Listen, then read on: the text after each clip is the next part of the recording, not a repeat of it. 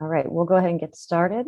Good morning and welcome to the 2021 Pinellas County Emergency Management Condominium Hurricane Summit. My name is Jess McCracken. I am the whole community specialist with Pinellas County Emergency Management. Our education and outreach team focuses on providing the tools and information to best help the residents of Pinellas County prepare for hurricane season. And the focus of this webinar is condominium associations, including the residents, board members, and property managers. Just a few housekeeping items before we get started. I do need to let you know this meeting is being recorded and the video link will be sent out to everyone that registered and all of our attendees, along with a resource guide prepared by our team and all of the partners that you will hear from today on the webinar. We have put together a phenomenal panel of experts to bring you all of the information you need to update those disaster plans and get ready for the 2021 hurricane season. Today we have Joe Borys with Pinellas County Emergency Management, Mecca Surfacini with Pinellas County Emergency Management, Summer Marr with Largo Fire and Rescue, Don Forrest with Custom Disaster and Recovery, and Barry Scar with Accentria Insurance Agency. So just to get us started, there is a lot of talk about disaster planning, and in the current environment and what we've been experiencing over the last year, it's hard to think and kind of transfer your brain into preparation mode. A year ago this month, the World Health Organization declared COVID-19 a national pandemic, which changed the way we live almost overnight. So here a year later, we are seeing all the vaccination programs roll out throughout the community as we approach the 2021 hurricane season. So let's talk about personal preparation and hurricane season and what that looks like in the current environment.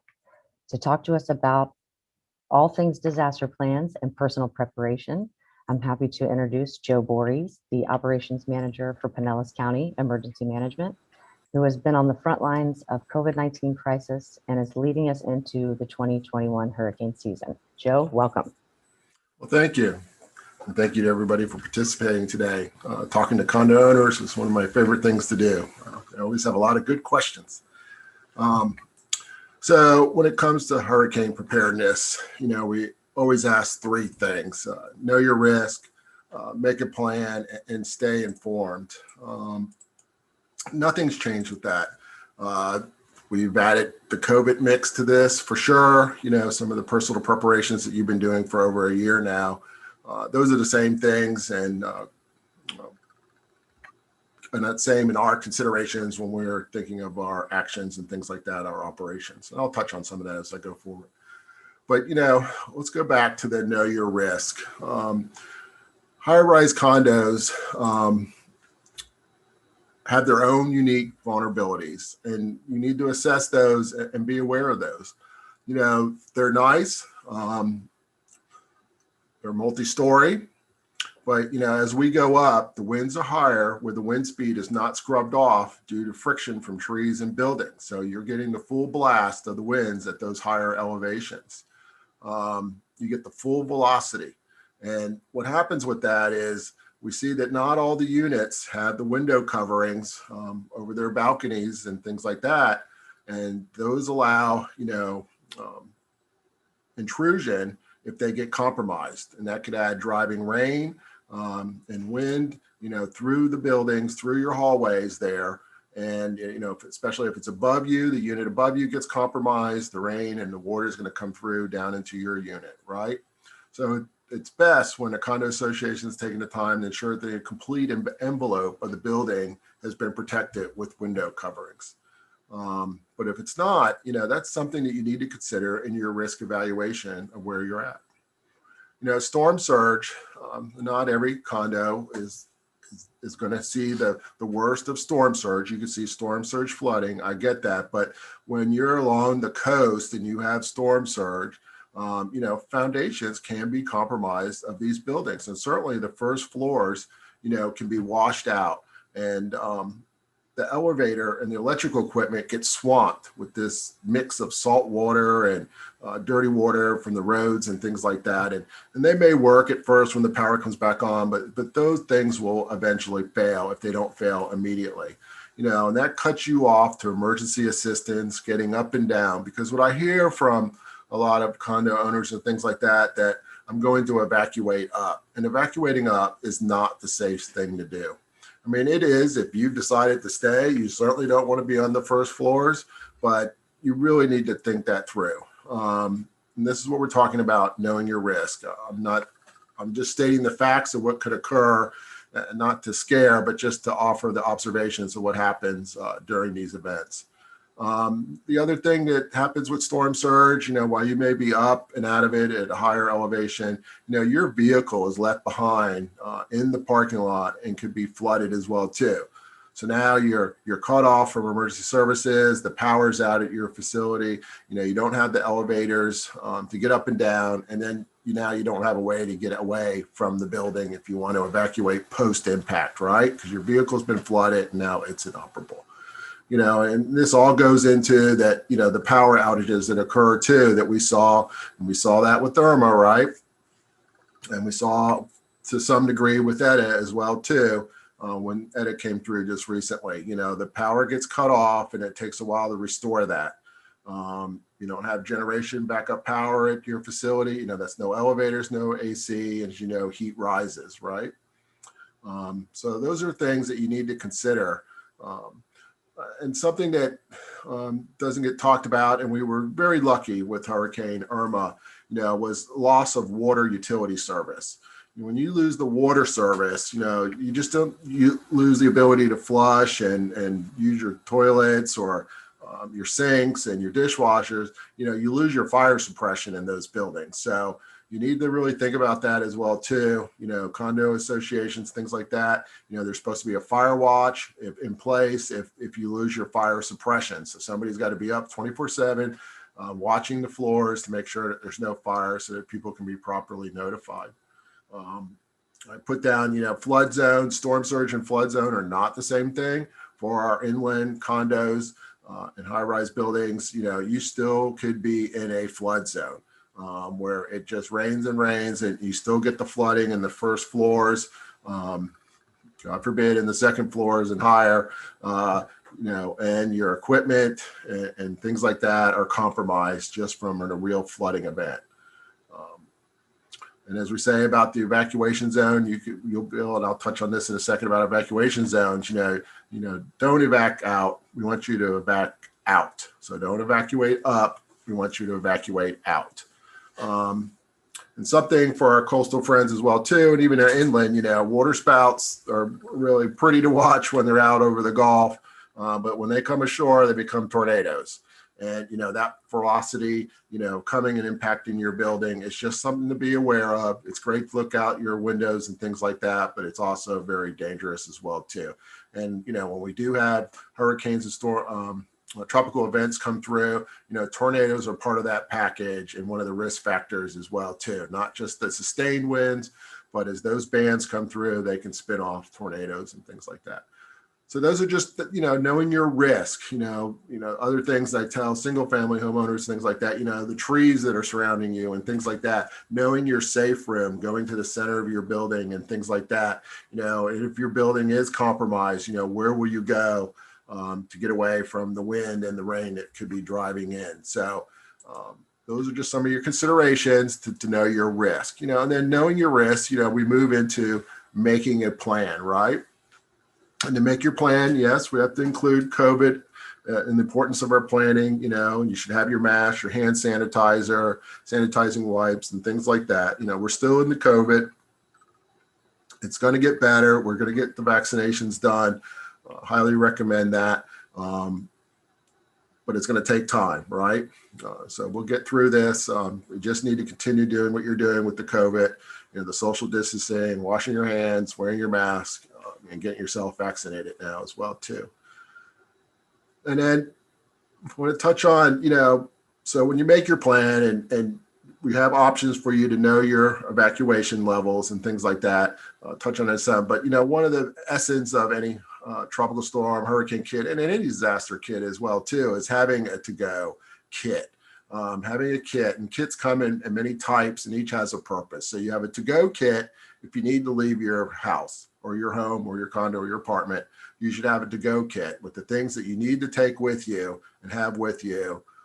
So your insurance papers, and we're going to touch on that later, keys, those contact lists, some supplies, and it should be for 7 days. We used to say 3 days, but you really need to be self-prepared for 7 days with these type of things, some non-perishable food items, medications, and things like that.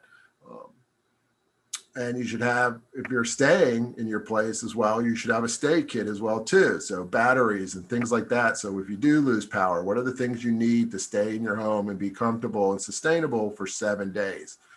And that kit sort of flies into the next kit, which is a store after the storm kit as well too. So you stayed, and now you got 7 days of non-perishables and things like that as well too.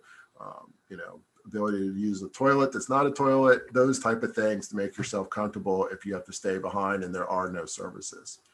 So making your plan too is knowing your evacuation options. So, you can certainly find with our Know Your Zone and our storm surge protector and different ways, and it's on the utility bills about which one. You should know your evacuation zone, right? And then once you know that, you should have a plan about your options. Are you leaving? Are you going? Are you staying?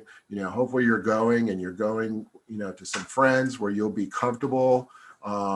You're also participating with, not making too many plans to be at a shelter, because we prefer you to be with friends and family, a hotel, motel where you'll be more comfortable. And if you do decide to leave, think about, shuttering your windows, unplugging sensitive electrical equipment, and let your friends or family know your plans as well too. So just don't take off, make sure you've communicated what your intentions are. We know that things could change, especially if you're trying to go to hotels, maybe your next hotel down because that one filled up, but you should let your friends and families know your plans, and bring your contact list with you. I know we all have our contacts on our devices, but having a printed list could be helpful too. If you can't get your device, you should bring your chargers for your devices, but let's just say you can't get into your device for whatever reason, you have a list of contacts. It's very helpful, because I know there's some numbers I call frequently, but I just click my phone and I don't even think about the number anymore like we used to. Be prepared with your durable medical equipment as well too. Make sure that you're tracking that. You have you field tested your devices, that how you could use them outside of your home. You have the things that you need to have them work outside of your home in a way. Backup power, recharging devices, extra ancillary equipment, supplies such as those filters, test strips, and different things that are needed for them to work. The cleaning supplies for them as well too. And some way to store them and carry them as well too. I know many of us, use those things at home, and then we don't think about it when we got to get up and leave real quick. Do we have everything we need for them? Don't forget our pets as well too. So you need pet carriers, pet food, their pet medicine, especially a leash and things like that for your pets, and water as well too for your pets, not just for yourself. That gallon of water a day for each, but you need water for your pets as well too. Please do not leave your pets behind.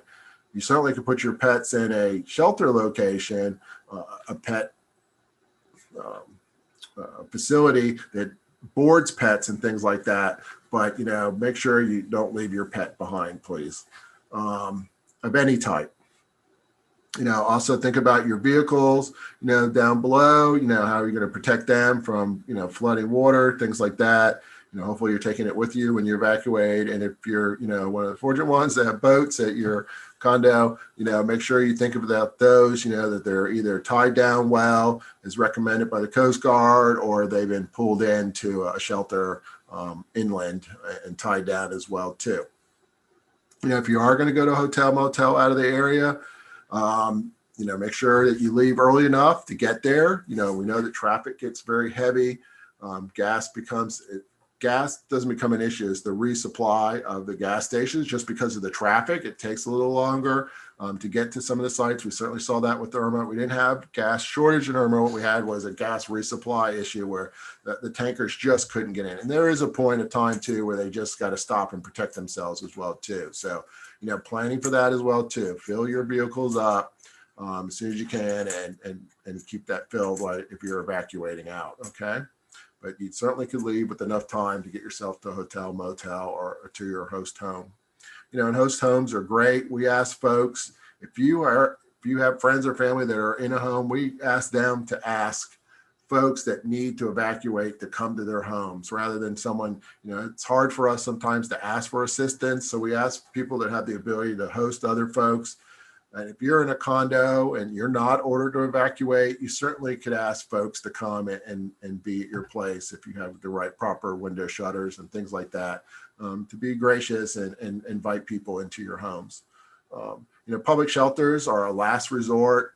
Mecca will touch on the square footage you get. We try to provide 20 square foot with each folks, but as we go up in evacuation levels and more people seek shelters, less and less space becomes available, and so you need to plan for that. We prefer that you go somewhere else, and this year especially, again, pay special attention to what shelters we're opening because of the COVID situation. Okay. And just one last thing to touch on that too in your planning. When the governor signs an executive order, the state of emergency, that kicks off what's called the prescription refill too soon policy. And once that's done, you can go to your pharmacies and get, if you're down to 1 or 2 pills or 1 or 2 days, you can go to the pharmacy and get your prescriptions refilled sooner to get a couple weeks supply for those particular things. Of course, you got to plan for that. If you know you need it and the governor signed that executive order, you need to go ahead and get that accomplished. Okay. The last thing with, as we asked, again, know your risks, make a plan, and stay informed, is use trusted sources of information, and that's Pinellas County Emergency Management, the National Weather Service, the National Hurricane Center. We're the ones that are spending our time and are getting trained and understanding the nuances of every storm, because every storm is unique, coming and impacting us. And we're trying to give you the best information that's possible about any particular storm. One thing I wanted to mention too, when we do an evacuation order, we're going to call it out by letter, A, B, C, D, or E. But we also give a start and end time, and that's very important. You see a storm coming and your preference is to evacuate, well, the sooner the better, out of the county. That is great because you know about traffic. But we give that start and end time because we know that based on our analysis how long it takes that particular population we've ordered to evacuate to get out of harm's way. And harm's way is the start of tropical storm force wind. So that end time is important because it's going to degrade quickly after that. We try to get you right up to when we think the winds are just going to arrive, not the landfalling part of the storm, because we get the impacts. Storms are greater than the size of the cone of uncertainty that you see. So we time it to when the tropical storm force winds start to arrive. And that's when things start to deteriorate quickly afterwards, because we could still be miles from where landfall is. And if we're on the wrong side, the right side of the storm, we could have just as bad impacts as somebody that has the landfalling part of the storm. So very important to be where you need to be by the end of the evacuation period. That's what that end time is really referring to. So back to staying informed, we have our alert Pinellas that you could sign up for to get notifications directly from Pinellas County Emergency Management. We have our Ready Pinellas mobile app as well too. We've added notifications to that, and we're looking to improve that even further. We have our social media. We have a Twitter account. We're putting information on that. And of course, our local media partners. Many of them come right here to the EOC. And they're getting their updates live from us. They're getting the information from the National Weather Service, and they're trying to give that out specific to our location. And then one of the best things, an old standby, everybody should have one, is a radio, but specifically a NOAA weather radio. A battery operated or hand crank radio is the best, because if we do lose power and things like that, you can still get information over the radio you work with 620 and 970 AM, and you can get information directly from them. And there's even an emergency system by the broadcasters as well too, to get pertinent information out. Very good backup resort. It's worked for years and it's still great. Old-fashioned radio. I mentioned about paying attention to the evacuation start and end times. Very important. Which shelters are opening and any special instructions that we may have will come across. And, and our website, pinellascounty.org, is really great. And you go to our emergency management page, so pinellascounty.org/emergency, and we have a lot of information there. Our guide is there in digital form, and whether you're special needs, sheltering, host home program, there's a wealth of information there to help you prepare and to stay informed as well too. And that's all I have for my portion. Great. Thank you so much, Joe. And such good information and a plethora of information. And I know that it seems like a lot to digest, but again, we are going to be sending out a full resource guide for everyone. So just sit back and take it in. Joe, we really appreciate you joining us today. Thanks so much. Thank you for having me. So we want to take the temperature a little bit and do some polling questions.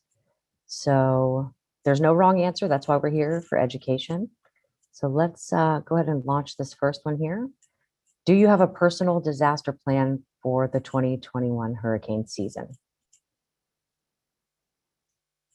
And we will not track you down. We just want to take a temperature and see where the audience is at, so we know that we are bringing you the information you need. And we have some coming in now. Okay, I'm going to go ahead and end this.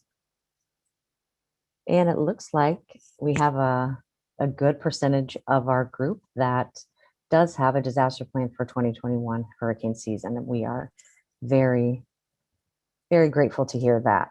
That's definitely a good start. So hopefully we can offer you some more information and some more contacts, good websites and resources to help you out there. So we're going to jump to, let's do another polling question here. Maybe not. There we go. Okay. Let's talk about evacuations. When an evacuation order is called, I plan to evacuate out of town to the home of friends and family in the area, public shelter, hotel, motel, Airbnb, or I do not plan to evacuate. Let's hear what your disaster plan is when we're talking about evacuations. We heard Joe talk about some of the options there, and we have Miss Mecca Servistini coming up in just a moment. Okay, let's go ahead and share these results. So there are a lot of you that do plan to go to the home of friends and family, and a lot that plan to not evacuate. So I would like to do a follow-up poll after we hear from Miss Mecca. So let's get started with that. Now, there are a lot of questions about how COVID-19 affects the planning for evacuation, specifically with public shelters. So now I would like to introduce Mecca Servistini, the Health and Human Services Director for Pinellas County Emergency Management. Mecca, tell us about our public evacuation shelters and what our residents need to know. Okay, thank you for having me, Jess. We have 3 different types of shelters in Pinellas County. We have general population, special needs population, and pet friendly. All of these shelters are located in schoolhouses that have been built or retrofitted to meet the state standard for hurricane shelters. If you shelter at any of these locations, we do provide 3 meals per day. This is a partnership we have with our local school board, where they order annually some extra cafeteria food just in case we need to feed a sheltered population. So as the food will meet the nutritional values, it is still school cafeteria food. You are allowed to bring your own food and drinks with you, but we'll need to bring a cooler if it requires refrigeration, as the cafeteria refrigerators will not be available to the public. Now, in light of the global pandemic, we worked hard last year to adjust our plans to make special considerations for personal protective equipment, also known as PPE, and social distancing for both our staff and our residents. Prior to the global pandemic, the standard spacing for a general population or pet-friendly shelter was 20 square feet per person, as set at the state level. So a family of 2 would receive 40 square feet, a family of 3, 60 square feet, and so on. The standard for special needs sheltering was 40 square feet, which scales up the same way as the general population shelters. Now, the pandemic forced us to reevaluate the way we do this. And seeing that the pandemic is not quite over, we will continue this new way throughout the 2021 season. Next slide, please. What we have done is taken the total shelter space and divided it into 60 square foot spaces. That breaks down to a 6 by 6 square foot space, a 6 by 6 foot space with a buffer between those spaces. The amount of spaces assigned to a household will depend on the size of that household. We validated this plan by evaluating the data we had collected during our Hurricane Irma sheltering when we sheltered over 20,000 residents. We had collected household size as part of the on-site check-in, so we have an idea of what size households will be coming to our public shelters. Of course, exceptions will be made on site as discretion may be used. For example, allowing a little more space for those that come with 3 large teenagers versus those that come with 3 small children. Now, in order to accommodate this plan, we will have to open more than twice as many shelters as we would in a normal year, requiring more staffing to be recruited and more logistical support to be considered. So now let's take a closer look at the 3 shelter types. In a general population shelter, we do provide the 3 meals a day, but are not capable of accommodating special dietary needs. If you have any dietary restrictions, we recommend that you come prepared to accommodate those needs. We also recommend bringing snacks if you are accustomed to snacking in between meals or are bringing children with you, as we do not provide snacks between those meals.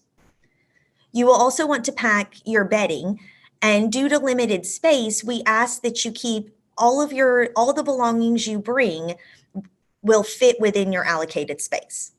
So please do not bring a king size air mattress if you were a single person. You will only have room for a twin size. You will also want to bring a pillow and blanket, as we do not have these to hand out. You should also pack some sort of entertainment.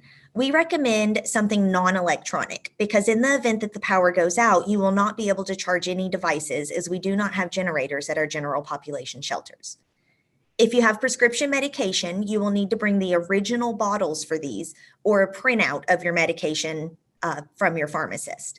That way, if we're looking at a long-term sheltering operation, we have better means to help you get that refilled if you need it. And finally, you want to bring enough clean clothes and toiletries for 7 days, as mentioned in Joe's presentation. Now, the special needs program is more than just shelters. Residents who are transportation disadvantaged, meaning unable to drive themselves or reasonably able to get to a public bus, can sign up for transportation assistance through the special needs program.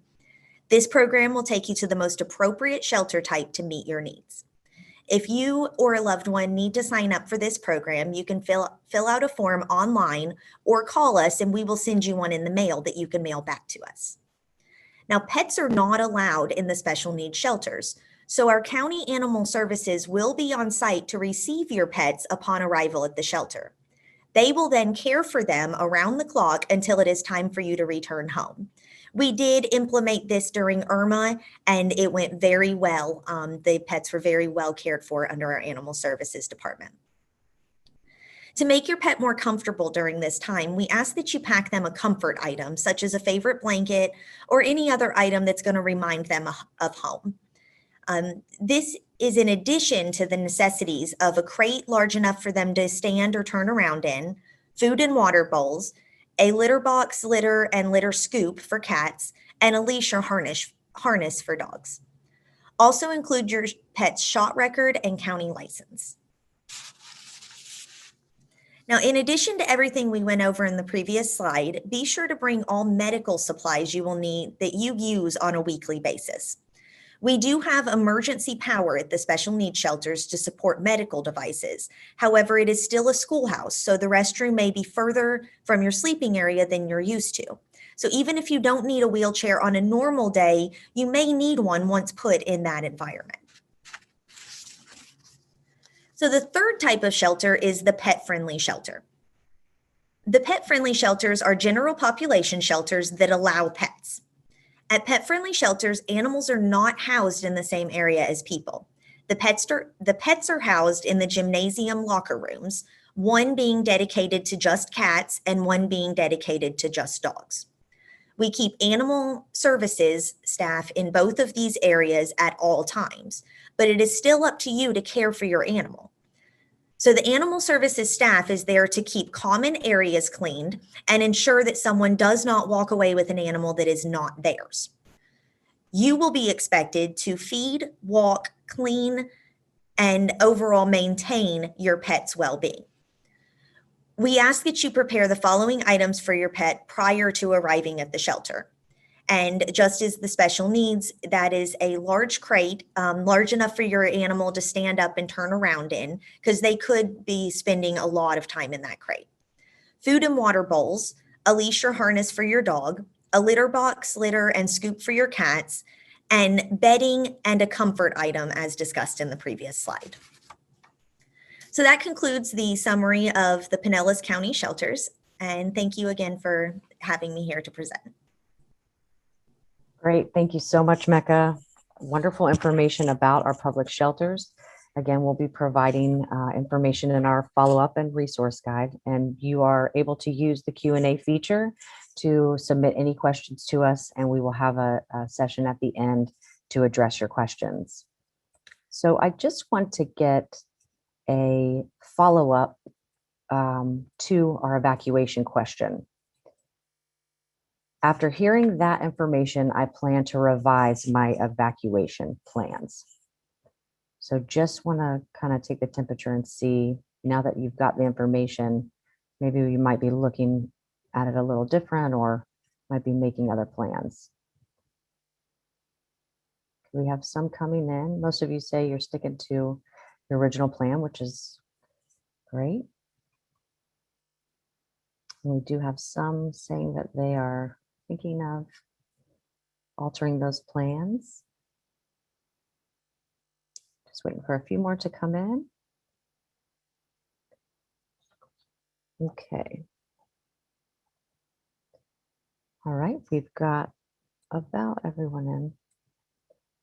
So it looks like everyone's pretty comfortable with their set plans, but we have about 20% of our group that says now that they've got the information, they will maybe be looking to revise those plans.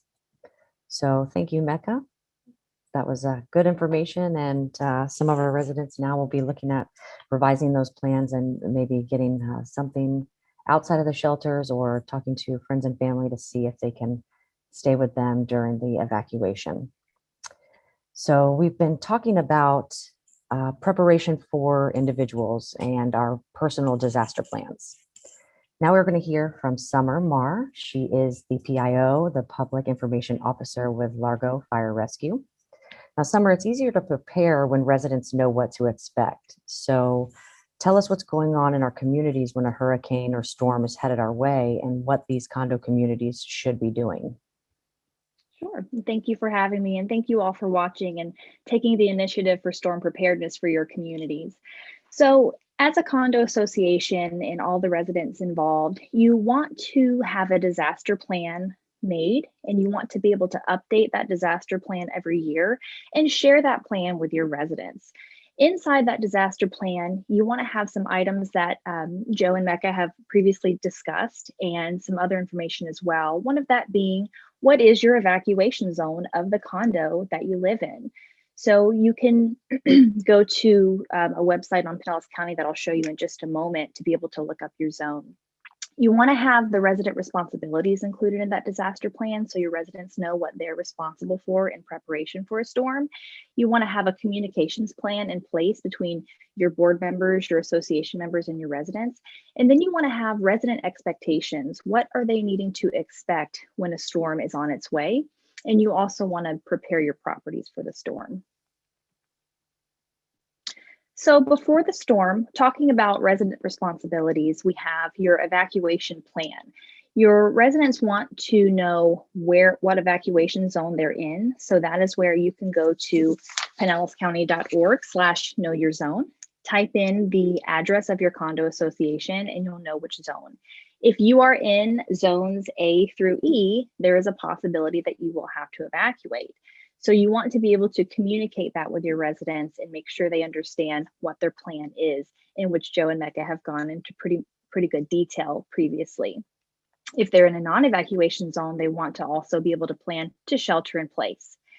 Also, in the disaster plan that you share with your residents, you want to mention the supplies that they need. Again, we talked about that previously, but it would be very helpful to also have a copy of the Pinellas County Hurricane Preparedness Guide as part of your plan, because everything that we've discussed today, the Pinellas County Hurricane Guide is fantastic for that. I know this is a lot of information, but if you have your residents supplied with one of these hurricane guides, they can also access it online at pinellascounty.org/emergency. The guide is on there as well. And it's just a wealth of information regarding how to best prepare themselves for the storm. Along with shelter options, you want to ensure that they understand what kind of options that they have: friend or family in non-evacuation zone, hotel in a non-evacuation zone, or their different shelters that they have or where they're going to evacuate. Alert Pinellas was also mentioned previously. That's an emergency notification system that you and the residents can have to be able to hear about hurricane watches, hurricane warnings, tropical storm watches or warnings, tornado warnings, and even boil water notices. So it's really great for any type of emergencies that are happening here in Pinellas County. They'll get a text message, a phone call, or an email regarding those emergencies. Transportation is another thing that your residents need to know what their options are. As Mecca had mentioned, the special needs program has a transportation assistance program for those who are not able to evacuate themselves to a shelter. And our fire departments assist with that. We can transport to whatever type of shelter is appropriate to them, even if you're not going to a special needs shelter and you just need transportation. PSTA also runs their bus routes as long as it's safe with the wind speeds. They will run their regular bus routes to other routes that'll be close to shelters. So that's also an option if someone needs assistance with transportation. The residents also need a communication plan with their friends and family that live outside of the state. So if you have a lot of family that are maybe up north or anywhere outside of Florida, they're going to be worried about you. They're going to want you to check in with them. So have a family member be a liaison to be able to communicate with the out-of-state friends and family to let them know where you're staying before the storm and during the storm, and then be able to communicate with them post-storm. Something very important to mention to them is post-storm, you may not be able to communicate with them for 24 to 48 hours, depending on the severity of the storm, the power outages, and the cell phone service. Just a personal experience. I'm from Panama City and my family endured Hurricane Michael. And as someone who teaches about these storms, I was still post-storm. I did not hear from my family for 24 hours. And I was very concerned, very worried. And I just had to keep calm and remind myself it's because power outages, they're okay. They'll get back to me when they can. And they did. But something that you want to prepare your friends and families for that are out of state, that communication access may be very limited post-storm. Okay, next slide, please. So let's talk about the communications plan that you want to have within your association. Your contacts between the board of directors, the condo management, and your residents. You want to ensure that your residents have your contact information in case they have any questions or need to discuss anything pre and post storm. Also, develop a disaster team in your association, a team of people who can be liaisons to be able to communicate when it's safe to return back to the condo residences. And they can be a liaison to residents who evacuate. And you're able to keep track of residents who evacuate for accountability. If you're able to maintain a list of those who are actually going to evacuate, that would be fantastic. So you can know where they are and keep that accountability with them post-storm. Okay. Also, before the storm, you want to communicate the expectations with your residents whether the common areas are going to be closed, such as the clubhouse. You want to make sure they understand that that cannot be a place of shelter if those are going to be closed down, when they're going to be shut down. Let them know of the intent if you have intentions to shut down electricity, water, or sewage services. And boarding up the windows, let them know what the policies are and the procedures. Are they able to board up the windows themselves, or is that something that you as a condo association, you have your own policies and procedures for that? You want to think about that exterior protection for your buildings. What are the residents able to do to help prepare their individual homes for the storm? And also a really big thing is bringing in that lawn furniture and decor. Any type of decorations they have outside, whether it be, you know, a bird feeder or a yard gnome, a wind chime, all of that needs to be brought indoors prior to the storm, because any of those items in those high winds can be very dangerous in the event of a hurricane.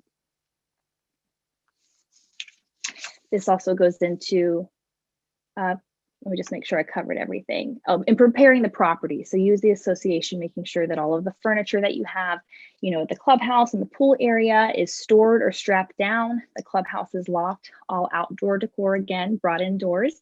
The grills are secure.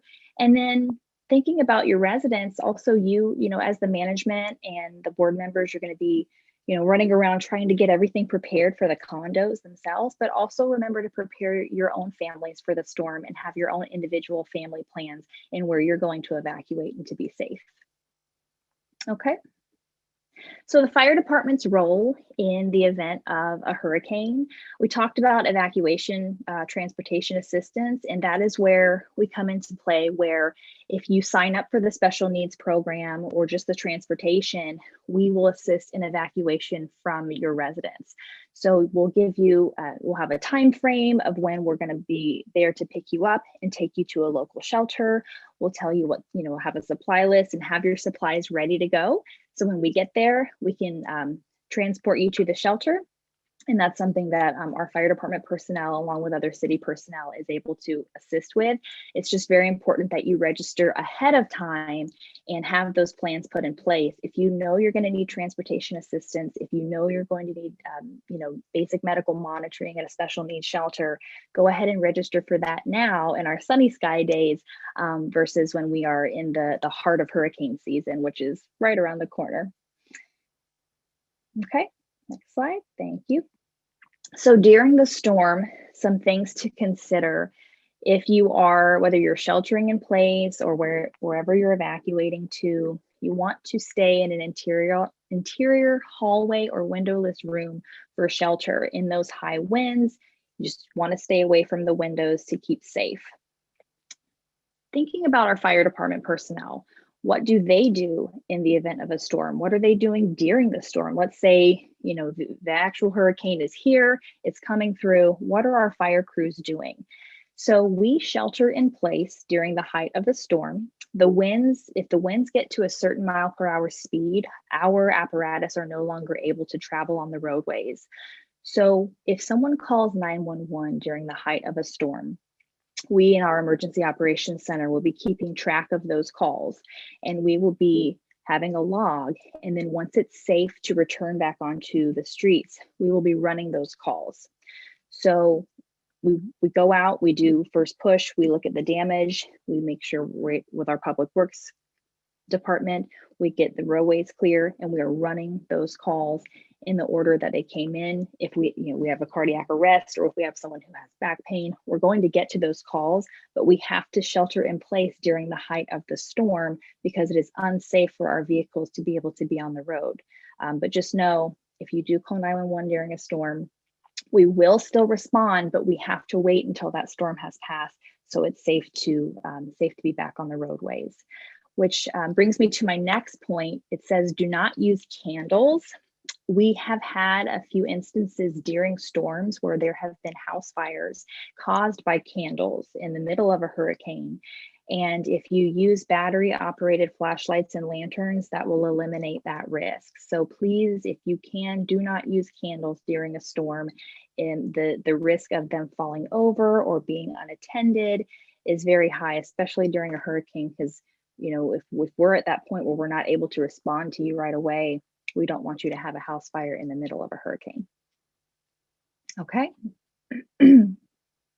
So we talked a little bit about this, how our fire department crews, once the storm is over, we're going to perform what's called damage assessment and see what roadways and streets have the most damage with trees down, lines down, and then we work with our public works to begin first push to clear those roadways. And that's, another reason why you want to have a communication plan with your residents is to, be able to know when it's safe for them to return once we've cleared those roadways, cleared the trees and the down power lines. You want to encourage your residents not to go outside and explore the damage post-storm. I know that's sometimes something that people want to do. They're interested to see what's gone on. They've been inside for a while. They want to look around, but please encourage all to just stay indoors for a while. Don't go around, walking around the down trees and branches and power lines. If they do have to travel, when eventually they're making their return back to their homes, a lot of the traffic lights will be out. So you always want to remember to treat those as a four-way stop. We've had a lot of motor vehicle collisions post-storm because of traffic lights that were out and people got in accidents that way. So remember to always stop at those lights. They are more difficult to see when they're out. So just be cautious on the roadways if you do have to travel. And then some more information regarding fire safety in the storm. Speaking of those power outages, don't use your stovetops as storage space. So we had this post Irma. Looking at our fire data from September, we had a large increase in structure fire responses because once the power was restored, a lot of residents had been placing pizza boxes, trash can lids, whatever it may be. They were starting to get comfortable and use their stovetops as a counter space because the power was out. Once that power was restored, the ovens and the stovetops were turning back on if someone accidentally hit the burner, and it was causing a lot of fires. So just be cautious of that. Just because the power is out, you still want to keep your stovetops clear and your ovens clear, and ensure you have working smoke alarms, because that's going to be your first alert to be able to get out in the event of a fire.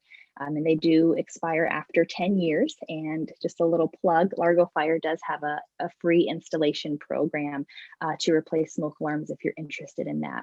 Again, no candles. It's just safer to have the battery operated lighting during the storm. And post-storm, depending on what your association, what your policies are for generators, you want to ensure that there is a carbon monoxide detector in the homes if you're using generators outdoors.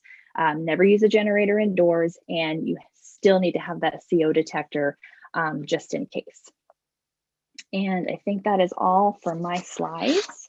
If you are ever interested in having a personal presentation here in Largo on hurricane preparedness, that is something I do as the life safety educator, and I'd be happy to come out and visit your communities or also do a virtual presentation. So thank you. Great. Thank you so much, Summer. A lot of fantastic safety information.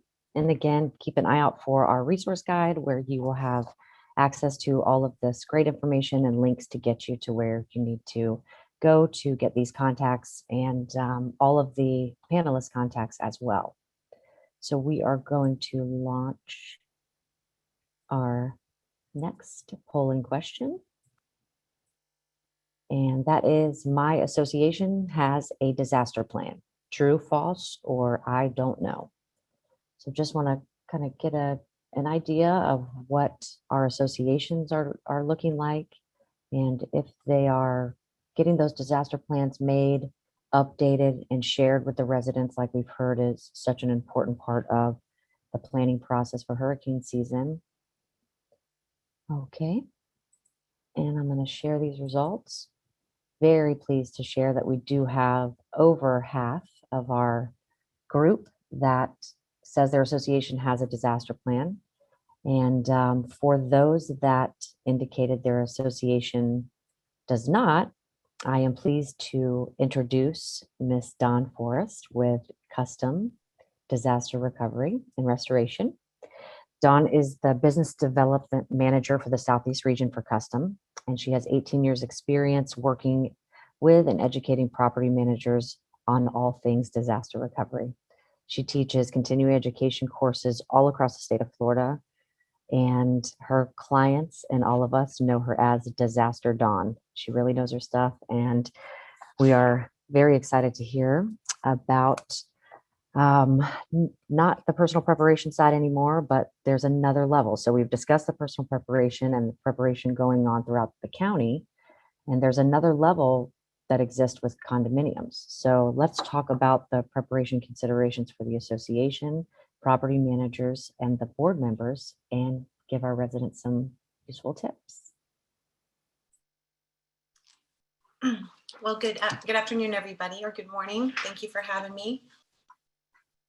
I'm going to be going over ways for you to, for your association to prepare pre-disaster, during, and after. If you can go ahead and start, there we go. As you know, 2020 was quite the year for all of us, from the bees invasion to the ladybugs to, of course, COVID. Go on and on. Hurricane season last year, of course, we had a Hurricane Eta that turned into a tropical storm that came in November.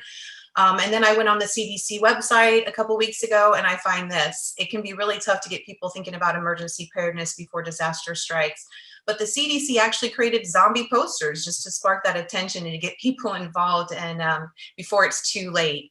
So hopefully we'll never have to actually practice what they recommend for the zombie apocalypse.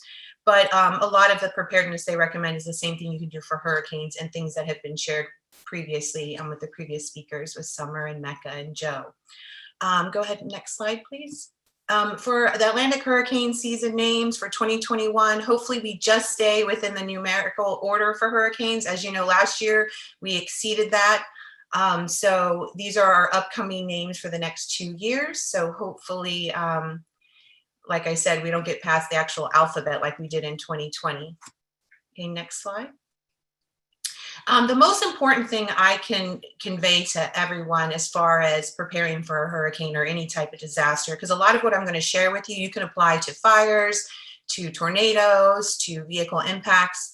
But of course, we are talking about hurricanes. But the most important thing really is communication with your faculty, with your staff, with your residents, with any tenants you may have, especially if you have a multi-use condominium like we do in downtown St. Pete here. We have restaurants and shops at the bottom.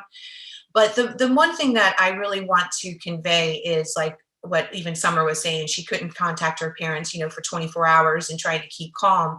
But we do have a lot of ways that we can communicate even during the storm. And that is through social media, using WhatsApp app, because as again, has been mentioned previously, the phone lines will likely be down. So you want to be able to get that information to your residents. A lot of residents will be seasonal, right? They're going to be up north. So how do you communicate? They're going to be panicking, wondering what's going on with their condo down here. So what we recommend, this is CC, excuse me, is that you utilize that. Also, what I've told my clients over the years is get an out-of-state number. Maybe somebody can volunteer, whether it's your counterpart in another state and you have an answering machine that people can call to or family members can call. We provide, and I know a lot of disaster recovery companies, you can even have like a website that keeps updated with the progress of your condo. Again, communication is key. Your phones are going to be ringing off the hook as condo managers, as well as board presidents. So utilizing your Facebook and such will be very important. Next slide, please. These are some things you can do before the storm. As I just mentioned, it's very important to communicate to your residents, know what the plan is up front. This is extremely critical. Having your building inspected by a licensed professional to find out if it's vulnerable to hurricane force winds and what it recommends for retrofit. Are your residents, staff, tenants in town? Is it a holiday weekend? I mean, if y'all remember 2004 with Charlie, it was like a rock concert. Every other weekend there was a storm coming, and I'm pretty sure one actually hit in September around the Labor Day holiday. So that's very important, just to get a pulse of how many residents are in town and how many are not. Review your property insurance with the company's insurance broker agent concerning the hazards of hurricane. Following my presentation, Barry Scar is going to provide valuable information. And this is very critical because not only you as an association may not have proper coverage because every year things are changing, but I had a really eye-opening experience with a condo fire. All of the residents were affected, and I had residents coming up telling me that they love their agent, even though they were mad at them prior because they increased their coverage, but now they know that everything's going to be covered during that catastrophic event that they experienced. And then I had residents come up crying because they didn't have proper coverage. They thought their contents were covered. They thought the condo was responsible for the whole entire, physical structure of their condo. So that is extremely important. Prepare a list and backup list of your vendors for disaster recovery services. Hey, it's not a bad idea. Send your roofer that Christmas card and your disaster recovery company. Get in contact with them pre-hurricanes season and making sure that you are a priority to them, whether it's your sprinkler company, also fire watch. You may have to have, if your building's been compromised, you may need to have a fire watch during the hurricane, as well as tree removal, roofing, and electrician. Tree removal, again, understand what responsibilities you have for tree removal. A lot of people think in communities, oh, well, the city's going to come clean it up. Well, if it's a gated community, that's a responsibility of the HOA. So having all this done up front will make the recovery process a lot smoother, if you will. Next slide. Make provisions for alternate communications and power. Like I said previous, using WhatsApp app, social media, having that off-site phone number, having power batteries, packs that you can keep your phones charged, etc. Inform key employees or essential staff of their specific responsibilities concerning hurricane procedures. Is there a place off-site for critical team members to meet? Example, like there's a couple things that you want to keep in mind. Number one, if your board as well as your property management team has a disaster plan, make sure everybody understand what each role is. Because as much as you think your board president or your property manager is going to be right at your building after the storm passes, they could be dealing with their own catastrophic disaster. Maybe they have a loved one that's been affected by the storm, or they've had, their house has been severely impacted and they have no way to make it back to the property. So again, understanding everyone's role. Establish in writing emergency spend levels, getting your, making sure you have your reserves up to date. What exactly, how much will you need? Remember, after a hurricane, cash is king. I mean, should a Cat 5 truly hit Pinellas County during high tide, it's going to be worse than Katrina. So again, making sure you have all of that up front, because the last thing you want to do is delay the process for recovery because you have no authorization to do those spend levels. Maybe your board president or any of your board members, they're inaccessible. So understanding how far you can go as a property manager. Spreadsheet with cell phone, home, and phone numbers and responsibilities built in there of who's responsible for what. I mean, as much as we love technology, old school is always good when it comes to hurricanes, having those physical papers in case you can't have access to your computer to get those important phone numbers. If appropriate, develop a system for identification of employees. I highly recommend, especially if you're on the barrier islands, understanding what exactly will allow you to have access. I always suggest to my associations to write an official letter on company letterhead indicating that, XYZ vendor has permission to enter our property after a, catastrophic event, because your vendors likely will get there before you. And as much as we think we know what's going to happen, Pinellas County really has never experienced a true Category 5 catastrophic event. So making sure that you check if you are on the islands, do you have to register with, Clearwater? I think Clearwater Beach does have to have that, and you get little passes to gain access back into your home, to your condo. Sorry, I lost my train of thoughts. Of course, if you have generators, making sure, you have your tanks filled with gas. Always practice your generators. You need to make sure that you're running them and at least once a month to make sure that they are workable. Capacity of existing generator and determine if additional capacity is needed. Generators will be scarce immediately after the storm. And remember, your contractor who's coming to dry out your structure is not going to power up your building for your residents to go in and to, you know, resume normal, you know, quote unquote normal life. Their generators are going to be utilized to power up their equipment to dry your buildings. So do understand that, making sure your boards understand that. If a high-rise considers installing a transfer switch to connect temporary generator, make sure if you do have a generator or you're planning to get one, really look into a transfer switch. And then of course, review the plan with your staff. Next slide, please. Again, 72 to 48 hours before landfall. We've just reviewed what's going to happen pre-storm.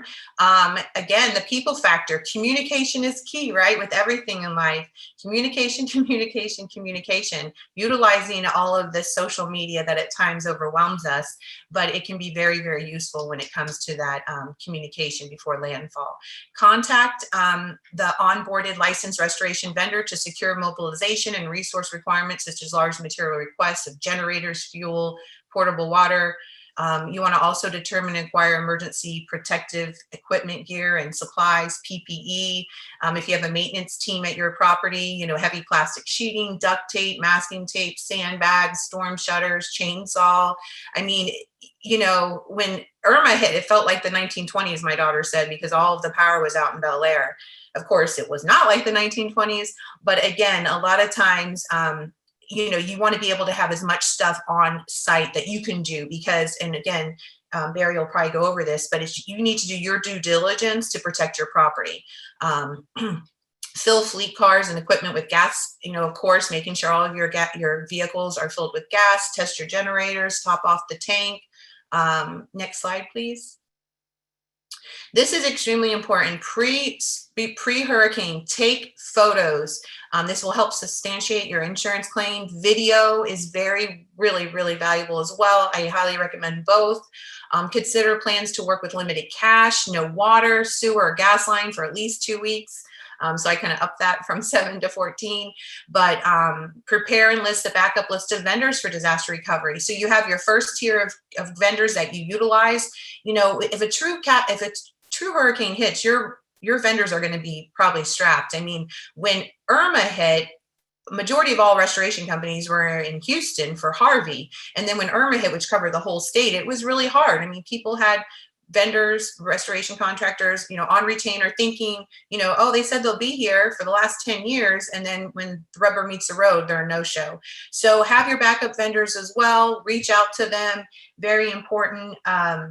You know, just making sure that you understand too, any of their paperwork, get all of that done up front, pricing, work authorization. Let's see here. Protect data with backup files offsite. If you can, you know, if you have a way to transfer switch your computers to maybe an offsite, making sure you back up the files, inform employees on when and how they will be notified to return back to work.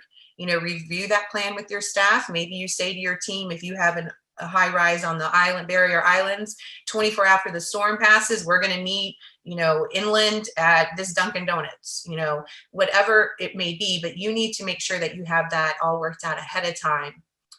Next slide. Again, 24 hours and the storm is approaching. As you know, with Charlie, for some of you here on the presentation, last minute, it took a quick turn and hit Punta Gorda. And of course, we were saved here in Pinellas to a point, as well as it went through Orlando. We had a lot of our employees, you know, actually evacuate to Orlando, and yet unbeknownst to them, the storm hit. So 24 hours before, you're going to want to make sure that you move your elevators to the second floor. If elevator shaft floods, the elevator car will be safer if it's up higher. So that way you don't have to deal with that costly recovery for your elevator. Move all your cars to the highest levels of the parking garage. Again, protecting data with the backup files off-site. A lot of what I'm saying you're going to see repeat from pre-storm as well as 48 to 72 hours. Make sure your exterior dumpsters are emptied and secured. Call your garbage guy. Make sure all your large dumpsters are emptied. Secure exterior and interior areas. Charge your phones and laptops.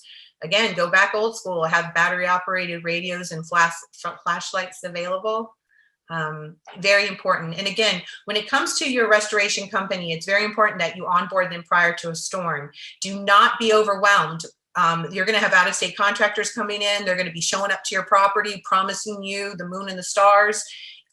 You want to make sure you know what you're signing. There are contractors out there that have what's called an assignment of benefits, an AOB. You do not want to sign that. That's basically giving over all of your rights as an insured to the contractor, and they do what's called hijacking the claim. So again, making sure that your board president, your property manager work together and getting this all onboarded prior, so you're not feeling like you're in a state of stress, because what has happened in the past is you hire an out-of-state contractor, they're unable to complete the job, and now you have a whole nother disaster on your hands. I think that's it. Next slide. Yep, that's it. Thank you, everybody. Great. Thank you so much, Dawn. We're going to jump right into our next presenter, just to make sure that we get all the information in. So FEMA highlights the importance of building a financially resilient community, indicating that insurance is a key part of that process. And we all know how important a disaster plan is. We've heard all of the different components, but there's a major part of the plan that isn't always looked at as hurricane preparedness, and oftentimes not included in a disaster plan, and that is insurance. Properly preparing your insurance and making this part of the disaster plan is extremely important, especially with the unique dynamic that exists with condominium insurance. So joining us on the panel is Mr. Barry Scarr, the Vice President of Accentria Insurance Agency. Barry is a CERMS designated insurance agent, community insurance and risk management specialist, and serves on the board of the Florida Legislative Alliance, which is a group responsible for monitoring, influencing, and writing statutes that assist Florida community associations. So Barry, thank you for joining us. If you could talk a little bit about the unique dynamic that exists with condominium insurance and walk us through the roles and responsibilities of both the association and the condo unit owner. Okay, will do. Thank you very much. Couple of things I wanted to just start off about is on the association side. And we've talked about risk management this morning a lot, but that's a great way of looking at your association and your homeowners as a unit owner, looking, and not just in terms of insurance, but talking about risk management. And so there's ways we can avoid or eliminate our exposures. We can reduce it or mitigate it, with loss control, risk assessments and analysis. We can transfer the exposure by, of course, buying insurance. And a lot of associations will, accept to retain this exposure, and we call that self-insure. So those are things that we can do to kind of look at the bigger picture of risk management. And so looking at that. Now, the other thing that makes condos so unique, especially in Florida, we're the most regulated state, and we have so many associations in Florida. We have almost 50,000 associations. It's really good to know what the unit owner understand what the association is responsible for insuring and what the unit owner is responsible for insuring. And we have a diagram here that shows that basically this has the unit owner responsibilities, but the statute is basically it's in statute and it overrides the condominium declaration, is the wall, floor, ceiling coverings, the electrical fixtures, the cabinets, the appliances, window treatments. Those are by statute the responsibility of the owner to insure. You don't have to buy a homeowner policy, but you know that all of those items will not be part of the master policy. So the master policy covers everything else, including the drywall, all the windows, including the air conditioning and heating, up to including the thermostat and your unit on the roof or on the ground on the side of the building. So those are all going to be covered by the master policy. So in the event of a hurricane or a storm or lightning damage, that will be covered by the association. Now, before the storm, and we've talked a lot about this, so I'm going to go very briefly on the insurance perspective.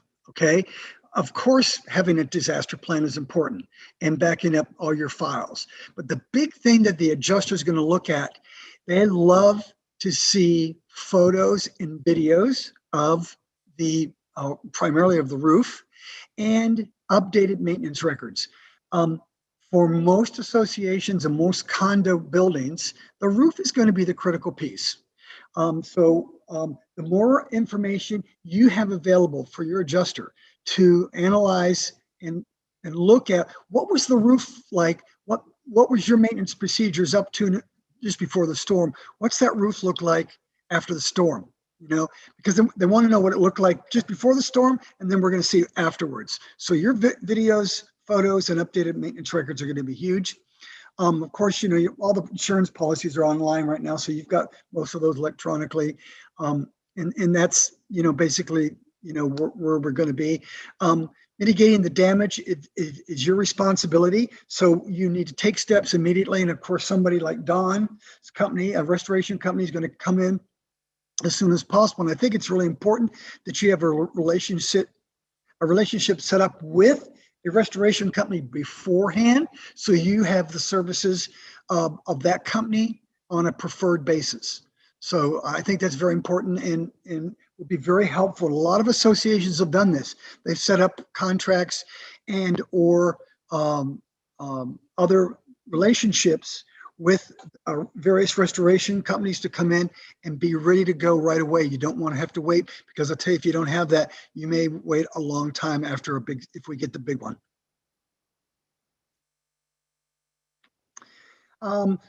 A couple of things on the property I just wanted to highlight is looking at the deductibles, understand what the hurricane deductibles look like and what they mean on a dollar basis. So the percentage is always the value of the limit of the building at the time, or the value of the building per building. If you have 10 buildings, it's per building. So it's 3% of the value of the building or 5% of the value of the building. A lot of associations, to reduce costs, are opting for the 5% option and help bring down that premium. We're going into a very hard market right now, and I can tell you premiums are on the upswing because of all of the storms that we've had and other issues in the market. So look at those and understand. The Florida statutes require that your insurance appraisal, not the real estate appraisal, be updated every 36 months. That's the statute. Some associations are going a little beyond that and having them reviewed annually. So the values are more current as the costs to replace the buildings and the roofs, the windows, et cetera, go up. So have that discussion with your association and see how you stand on that. Again, you got to have it at least every 36 months. Ordinance of law coverage, of course, is important coverage, because after the storm, depending on the age of your building, without that endorsement, the additional cost to bring your building up to code will be borne by the association. It will not be covered by insurance unless it's already there. We don't have to worry about co-insurance. That's not an issue at this time. I thought this was an interesting graphic we got from one of our brokers, and it takes a look of the making of a hard market. This just came out about a week ago, so it's very current, and at least it shows you what's happening. So now, as we, in the last 10 or 15 years, it's all based on reinsurance, and it's all tied into what's happening internationally and in addition to our country. So the carriers are all looking at, look at the disasters in California with the fires. And then we had the windstorm and tornadoes in the Midwest. And then all the hurricanes and storms along the Gulf Coast. That really 2020 was really bad for the industry. And of course, they're not even showing the Texas ice storm and freezing situation there. So this kind of shows you on a timeline from 2017 through 20 and then moving to 21, what the industry is looking at. And these all are tied into the rates, and it's reflection of a very, very hard market. It's probably going to be this way for another year and a year and a half. And Mother Nature can control this and extend it out even longer. But right now the market is very, very tight on the property and the GL, but the property especially, and especially in Florida. Flood insurance is a whole nother world, and I can tell you for a lot of our communities, we have the flood exposure, and of course the condo association probably, if it has a master flood policy, It's going to cover everything inside and outside of your unit. So as a unit owner, the only thing you need to purchase is a policy to cover your contents, and contents is defined as anything that moves. If it's tied down to the building, it's going to be covered under the master policy. So flood really works. I had an interesting experience with Ada recently. The November 11th unusually late storm. It hit Pinellas County. The OIR determined the day after that storm that the hurricane deductible will not be applied. So it gave some latitudes for a lot of our communities and our homeowners to use the flat deductible and not the hurricane deductible. But we also had a flood, a lot of flood claims, including in my home. We hadn't seen flood out on some of the beach communities since Elena, 1985. So this was a real shock. It hit us just perfectly at the right time, the maximum right time and with the high tides to deliver the maximum punch. So we had a lot of flood damage. FEMA pays very well. If you have a flood policy on your home or your condominium, they're gonna pay fully and probably cover your deductible. Don't really need to go anything on this. I think, yeah, this is good to show when you have the flat deductible, the all other perils deductible versus the hurricane deductible. And Jess had asked me to explain an interesting situation that we had in Pinellas County with Hurricane Hermine. I believe that was in 16. Tropical Storm Hermine was coming up the coast, caused a massive amount of damage to a condo in Indian Rocks Beach we insured. But you know, they had a $5,000 flat deductible there with Citizens. By the time I hit near the Panhandle in Florida and turned in towards the Tallahassee area, it became a hurricane. Now the hurricane deductible applied to all the storm that Hermine previously had caused on its way up the Florida coast. This one association called and said, "My God, we've got a $265,000 deductible." And I said, "Yeah, that's what your percentage deductible equaled." And they were quite alarmed. So this is an opportunity to understand that. I told the president of this association, I said, "Wally, what you're going to do is you're going to repair the roof for the association, and then the board's going to levy a special assessment to all the owners, and for the roof repair as a direct cost from the hurricane. And those owners are going to take that letter of assessment and they're going to file a loss assessment claim against their unit owner policy. Now that they don't have a condominium HO6 homeowner policy, then they will be self-insuring that loss and they will pay that assessment. But in most cases, this loss assessment will pay. In Florida, after the storms in 2005, the Florida legislature mandated the loss assessment endorsement with a $2,000 minimum $2,000 limit in every policy. So if you have an HO6 condo homeowner policy, you have that coverage. And these people got their loss assessment, and in their special assessment, they transferred it into their filed a claim, and they were repaid and settled less their deductible for that assessment. So that works, and it's a real unique mechanism in condominiums, especially in Florida. It works. It covers the association for that large hurricane deductible. I just wanted to mention a couple of things real quick. I'm very involved in CAI and Community Associations Institute and the Suncoast chapter, but also I'm sit as the chair for the CAI Florida Legislative Alliance, the insurance chair. And a couple of things I just want you to know that we're doing in handling. One, on the right side is, condominiums are big business, and community associations are big business in Florida. Almost 50,000 associations, by far number one in the country. That means that about a little over 10 million, or half of this state, lives in a community association. Those communities generate over $17 billion in association fees a year. It's big business. It's where Florida is headed. We're moving into the condo HOA world more and more every day. That's what's being developed and expanded in Florida. So CEI is a great organization. Check on becoming your association, becoming a member. It's extremely inexpensive, and you get all the information when you attend their meetings. The flyer on the left shows what's going on this week, these next several weeks, with our efforts with the legislative alliance, through the alliance with our legislators. I was on 10 calls last week with various senators and House of Representatives concerning several bills. Just so you know, real quickly, and this isn't hurricane related, but the COVID liability bill was signed yesterday by the governor. So that is a huge relief to our associations. And we have an insurance bill as far as subrogation affecting the general liability policy. Again, not hurricane related, but it's going to be huge in reducing costs to our associations.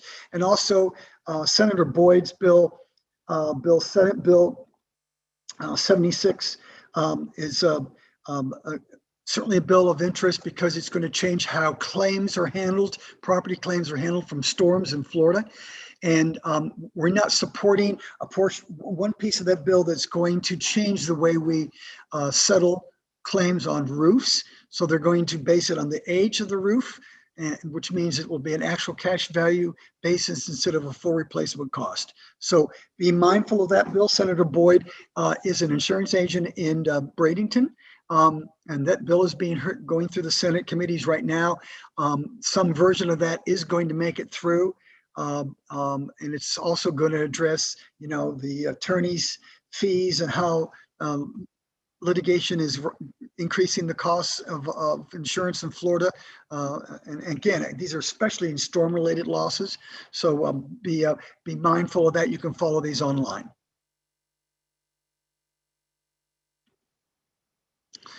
So after the storm, of course, we've got the claims process, and getting the claim filed with your carrier right away, and going through repairs, records, property disposal, et cetera. One of the things I want to relate to, I had a huge claim after Ada on a high-rise condo in the Bayway.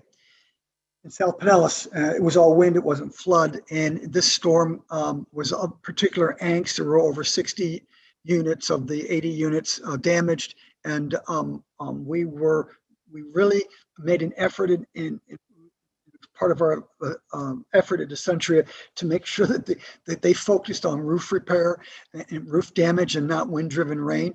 Wind-driven rain had a over $300,000 deductible. That's how these carriers work on wind-driven rain, water driven through the walls or through the windows.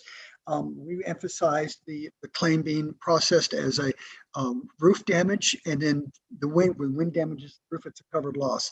They did eventually agree to this, and it was a huge relief, though we did have a lot to deal with the remediation from the restoration company, which we had done. And now we'll be putting the drywall back after the repairs are made. But that was a unique storm that I hadn't experienced in my career in Pinellas County. And it wasn't even a hurricane. It was really a high-end tropical storm. But these are real claims that we're going to see in the future. Okay. Thank you so much, Barry. A ton of great information. And again, we'll be sending out that resource guide, so you've got access to all of this information. I have one last polling question, and while we do that, I'm going to look through our question and answer. And let me go ahead and just launch this polling question here, just to get a webinar follow-up and see what we're looking at from our group. Due to this webinar, I will look up my evacuation zone, we'll register for Alert Pinellas, we'll build a disaster kit, feel more prepared, we'll update my disaster plan, we'll encourage my association to create and update the disaster plan. We'll do a full policy review with my insurance agent, and we'll take photos and videos of my property. So you should be able to answer as many of those as you can, or as that apply. And while you're doing that, I just want to look at the question and answer and see what we have. Okay, it doesn't seem like we have any direct questions for our panelists. So I'm going to wait until these results come in.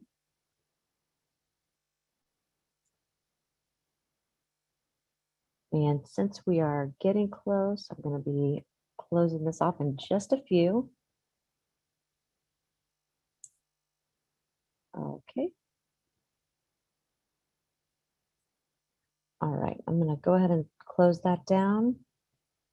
And before I share, I just want to thank our panelists for joining us today. It was a phenomenal amount of information that we received today. And again, we will definitely be sending out that resource guide. I will be getting that out this week with all the panelists' information, all the resources they provided, and every website and resource that they discussed. You will have at your fingertips. So if you don't have a disaster plan for your family, or your association has not created a disaster plan or updated that, you will have all the tools at your fingertips to get that done before we get into the 2021 hurricane season, and it is right around the corner. I want to thank you guys for joining us, and I want to share one final screen here. Give me just 1 second.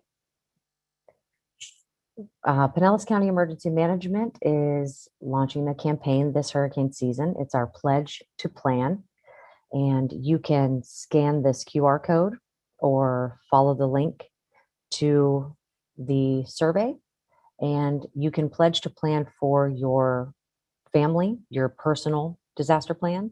We have the option to pledge to plan for your business, for your community association if you are a representative of the board, or you're a property manager or somebody in charge of the association or associated with the staff, and also a community organization. Say you have the Elks Lodge or the American Legion or something like that, you can pledge to plan for your community organization. So please follow this link or scan the QR code and check out the survey. We would really like to get the associations on board to get these plans made and help protect yourselves, help protect your residents, so we can build a more resilient Pinellas for 2021. Thank you very much for joining us today, and we look forward to seeing you next time. Thank you.